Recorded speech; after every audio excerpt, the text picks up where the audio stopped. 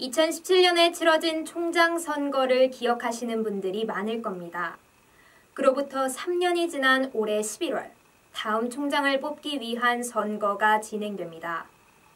하지만 학교 측이 학생들의 의견을 제대로 반영하고 있는지에 대해서는 의문이 제기되고 있습니다. 자세한 소식 이나한 기자가 전해드립니다. 2017년 5월 이화여자대학교에 대한 대내적 관심은 뜨거웠습니다. 사립대학 중에서는 처음으로 총장 직선제를 통해 총장 선거를 진행했기 때문입니다. 총장 후보 추천위원회에서 선출된 후보들 중 이사회가 총장을 임명했던 이전과는 완전히 다른 방식이었습니다. 지난 선거를 통해 당선된 김혜숙 총장의 임기는 다음해 2월 만료됩니다. 이에 새로운 총장을 뽑는 준비 절차가 진행되고 있습니다. 하지만 총장 선거에 학생들의 의견이 반영되고 있지 않다는 우려의 목소리가 높습니다. 지난 4월 28일 이화여대 법인이사회는 회의를 열고 총장 선출 방식에 대해 논의했습니다. 지난 16대 총장 후보 추천 규정을 유지하는 것에 대해 각 구성원들의 의견을 들어보고 코로나19 상황에 따라 후보 추천 방식이 바뀔 수 있음을 암시하는 내용이었습니다.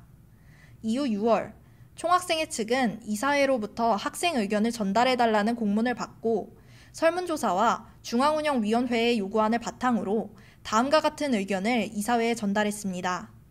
중운이 요구안은 8.5%에 그쳤던 학생투표 반영 비율을 25%로 늘릴 것, 선관위 구성 단위마다 달랐던 구성원 수를 갖게 할 것 등을 7개의 주요 내용으로 담고 있었습니다.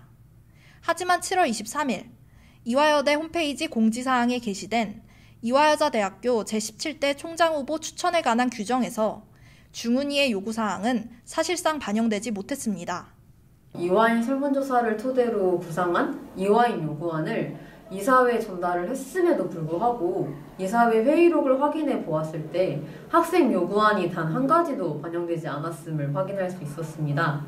개정안에는 이전과 다른 부분도 있었습니다.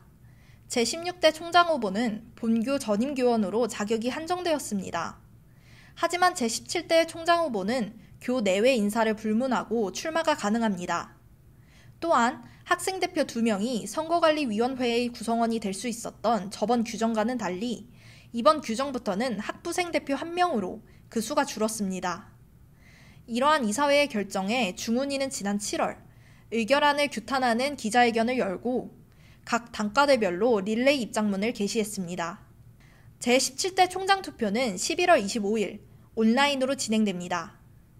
2017년 학교의 역사를 새로 써내려간 이화여대에서 어떠한 두 번째 총장 선거가 이뤄질지 학생들의 관심이 집중되고 있습니다. EUBS 이나한입니다.